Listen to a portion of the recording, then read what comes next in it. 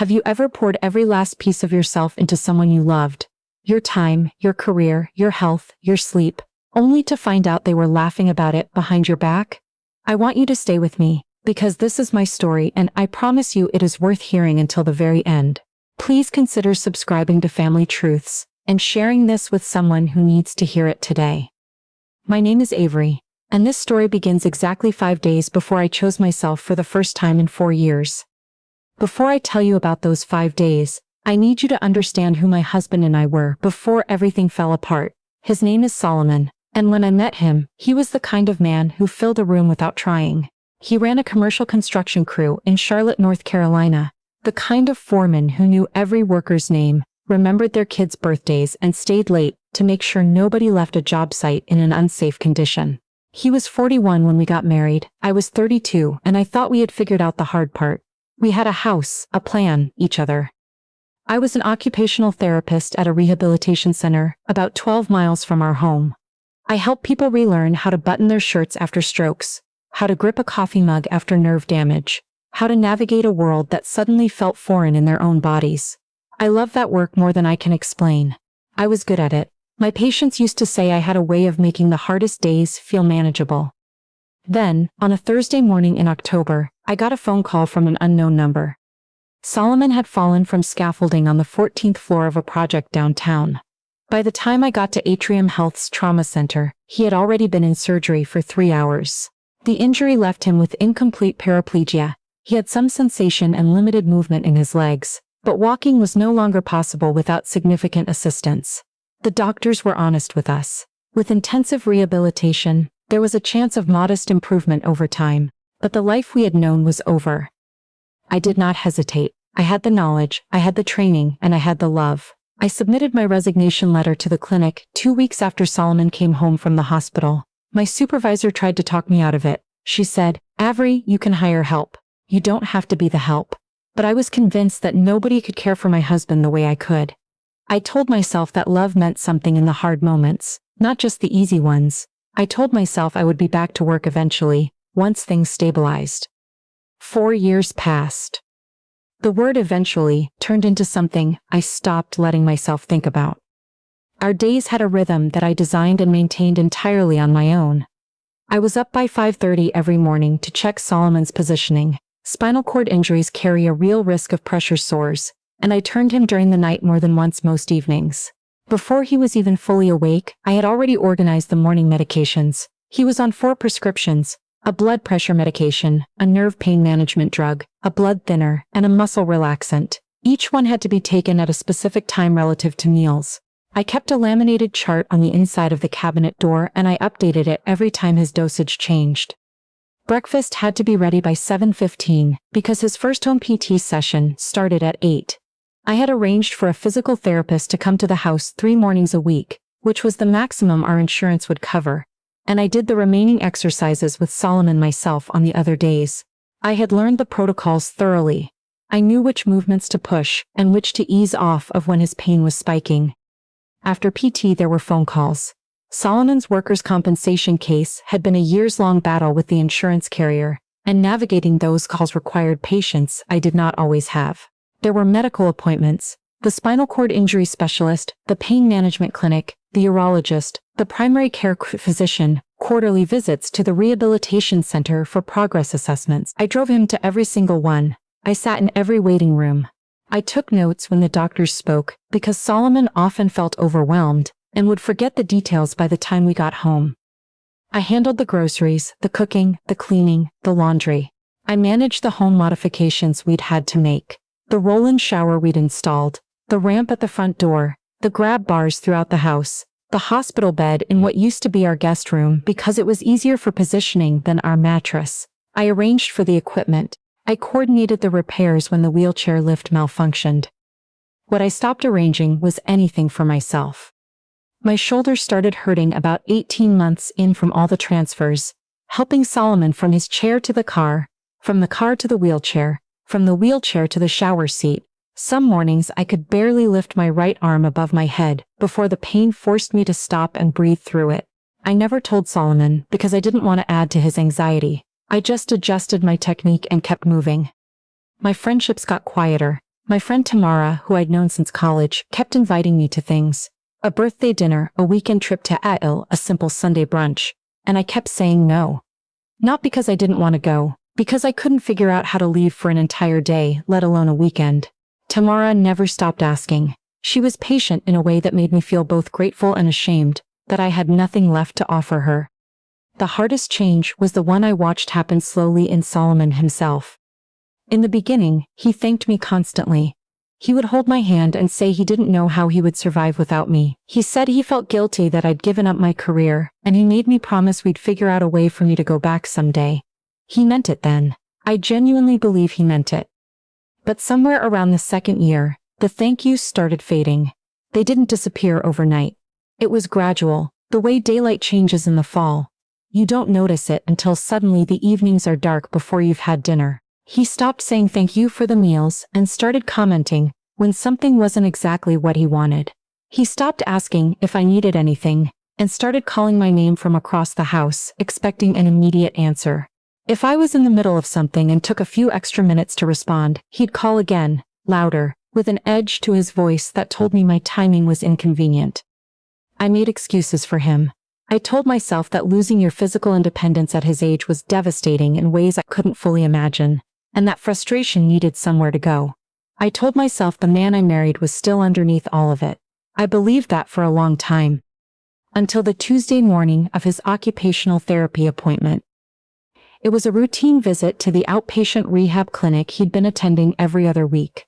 We went through the same check-in process we always did. The receptionist greeted us, I helped Solomon get situated, and his therapist came out to bring him back to the treatment area. I settled into the waiting room with his insurance folder. We were in the middle of a coverage dispute about a piece of adaptive equipment, and I had a stack of forms that needed to be completed.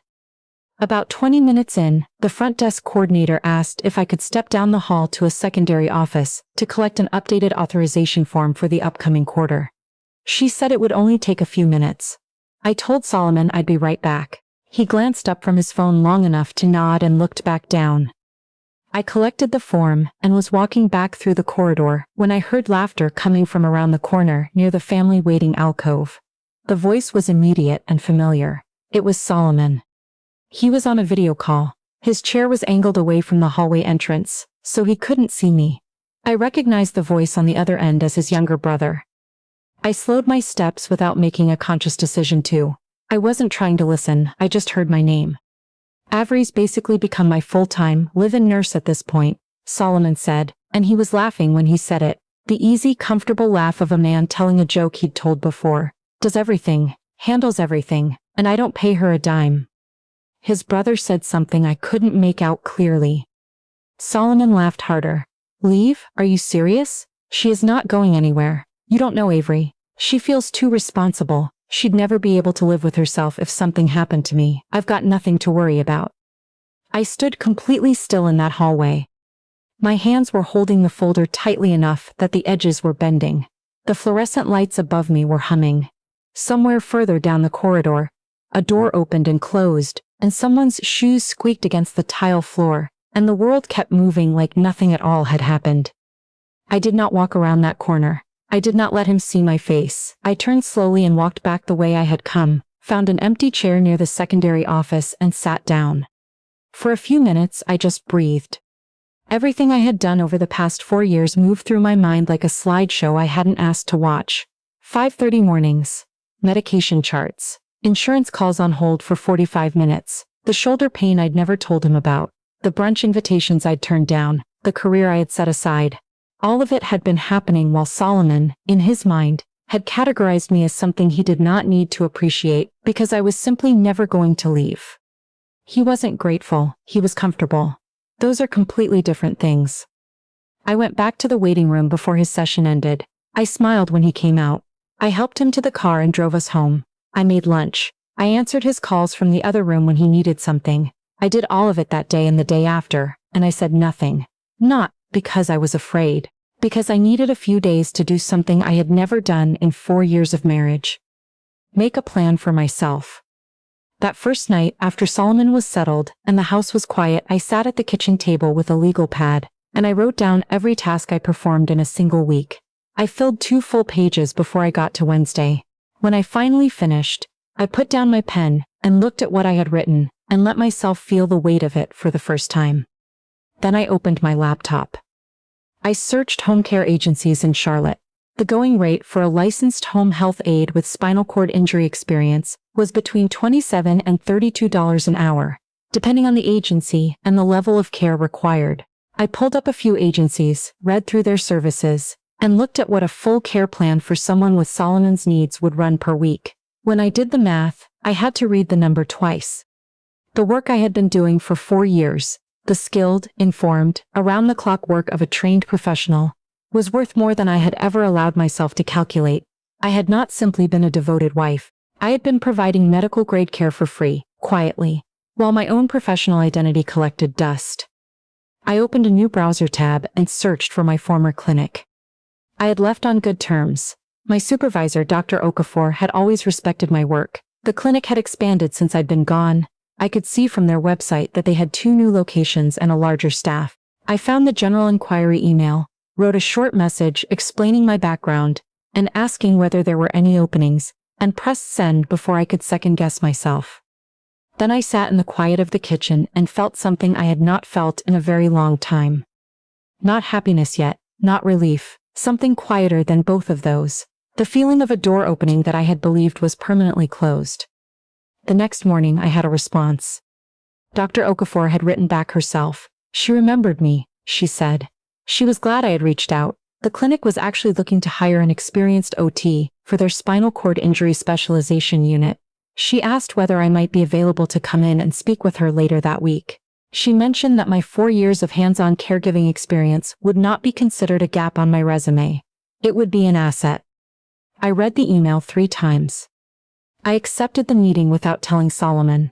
I was not trying to deceive him. I simply was not ready to have a conversation that I hadn't yet fully prepared for.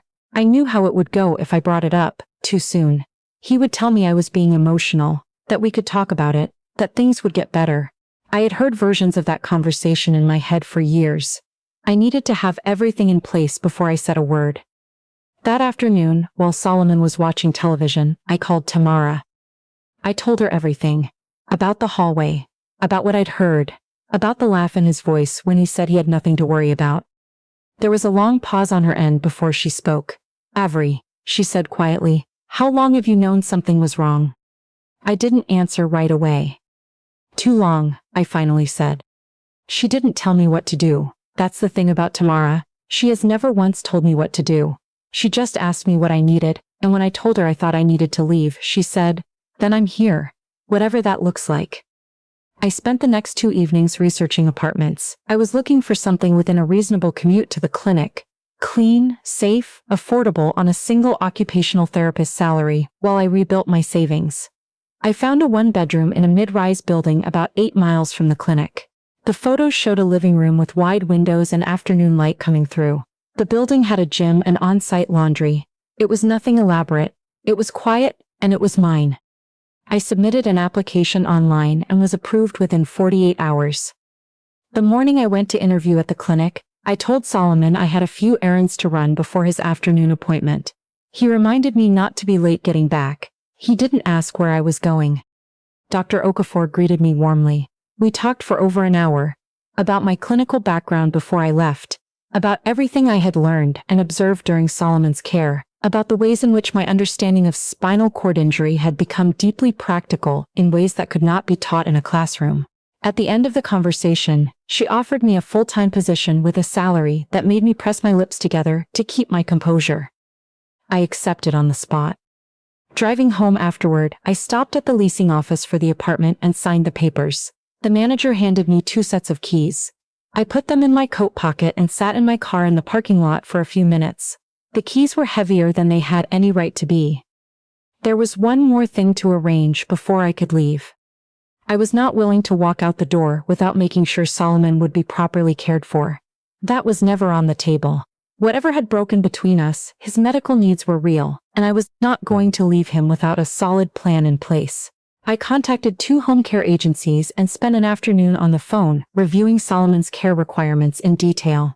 We discussed his medications, his positioning schedule, his physical therapy routine, The home modifications already in place, his dietary restrictions, upcoming medical appointments, the workers' comp case manager's contact information, and the specific concerns that came with his level of injury. The agency I chose was experienced, licensed, bonded, and had excellent reviews from families managing similar situations. We agreed on a start date and care schedule. I paid the deposit from my personal savings account, which Solomon did not have access to. Then, I built the binder. I spent a full day on it, every medication listed by name, dosage, timing, and what to watch for if a dose was missed. A printed copy of the physical therapy protocol his PT had given us. The phone numbers for every doctor, every specialist, every pharmacy, every insurance contact. The workers' comp case number, and the name of the adjuster handling the claim. A calendar of every upcoming appointment for the next 3 months. Instructions for the wheelchair lift, the shower chair, the hospital bed settings. Emergency contacts arranged in order of priority. I checked it 3 times. I printed a second copy and put it in a separate folder in case the first was misplaced. The evening before I left, Solomon was on the phone in the living room. I was in the hallway carrying a stack of papers back to the home office, and I heard his voice, relaxed and easy, drifting through the open door. I just holler and she comes every single time, like clockwork. There was laughter from whoever was on the other end. I kept walking. I placed the papers on the desk, stood there for a moment with my hand on the stack, and let the last remaining threads of doubt fall away. I had not imagined any of this. He had not changed. He had simply stopped pretending. I finished packing that night. 1 suitcase, 1 carry-on bag, a few boxes of personal items I had already moved to Tamara's car earlier that week. I put the suitcase by the front door and set an alarm for 5:15. The morning I left started like every other morning I had lived for 4 years. I was up before the alarm. I made coffee, set out Solomon's morning medications in the labeled cup I always used, prepared a simple breakfast, and brought everything to the table. He thanked me without looking up from the television, the way you thank a passing waiter. A reflex. Meaningless. When he finished eating, I carried the binder from the kitchen counter and set it in front of him. He looked at it and then looked at me. What's this? Everything you're going to need, I said. I kept my voice even. Medications, schedules, appointment calendar, doctor contacts, insurance information, the works. There's a tab for each category. He opened it slowly, like he was still deciding whether this was serious. I accepted a position at my old clinic, I continued. I start on Monday. I've also signed a lease on an apartment.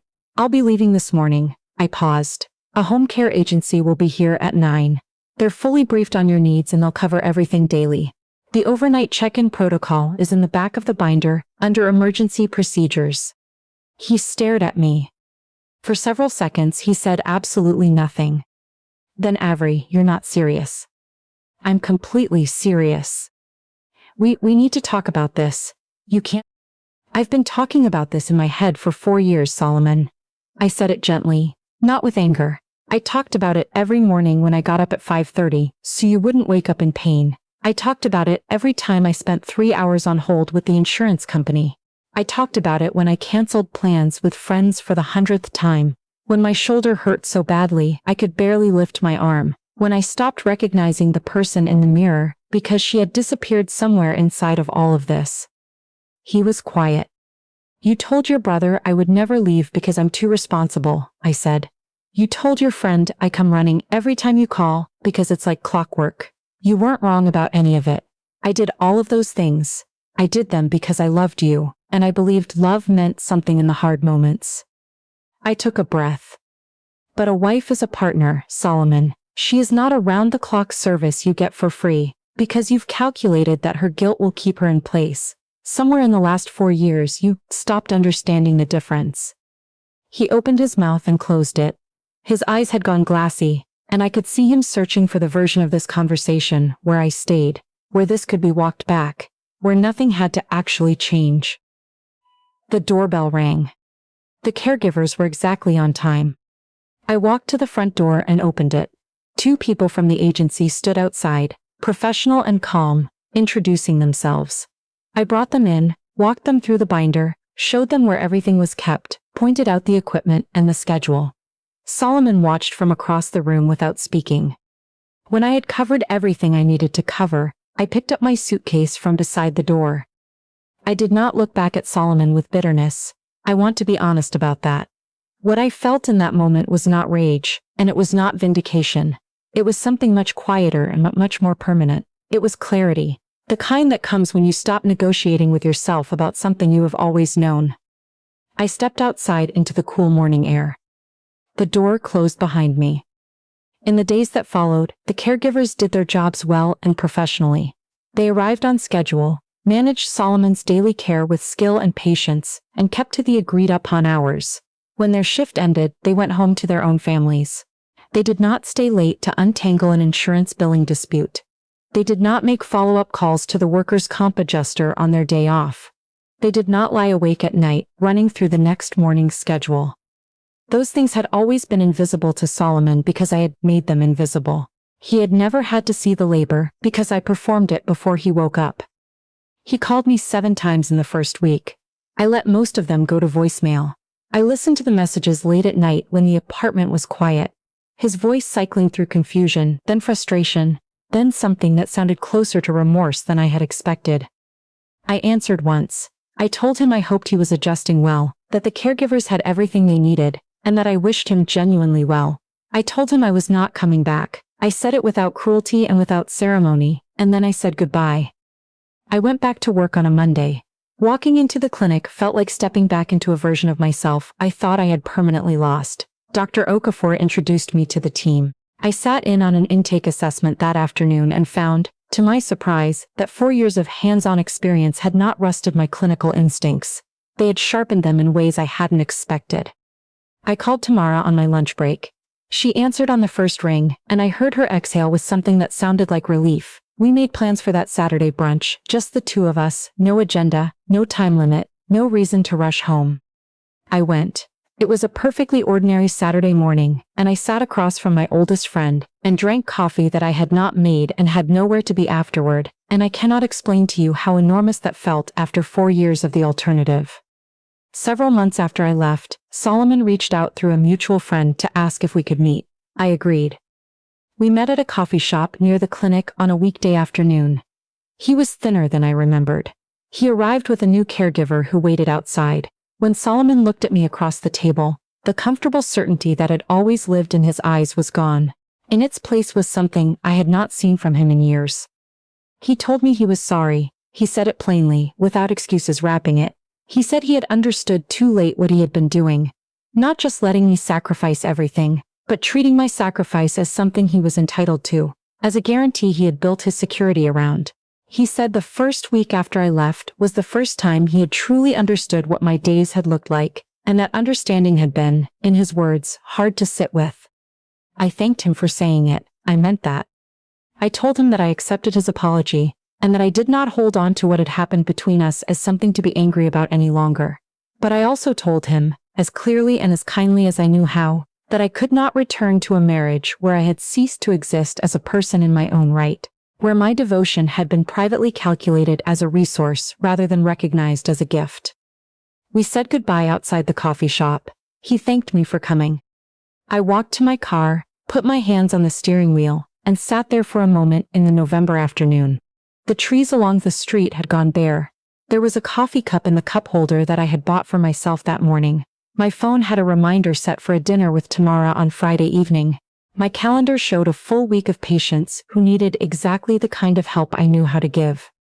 I had spent 4 years building a life around someone who had reduced me to background noise, and I had walked out the door with nothing but a suitcase, 2 keys, and the version of myself I had almost convinced myself no longer existed. She had been there the whole time, waiting, with more patience than I deserved, for me to finally come back for her. If you have ever been in a situation where your love was being mistaken for an obligation, where the person you gave everything to stopped seeing you as a partner and started counting on your guilt to keep you in place, I want you to hear this. Your kindness is not a contract. Leaving is not a betrayal. Choosing yourself is not the same as abandoning someone who needs you. Tell me in the comments what you would have done. And if this story reached you today, please share it with someone who needs to be reminded of their worth.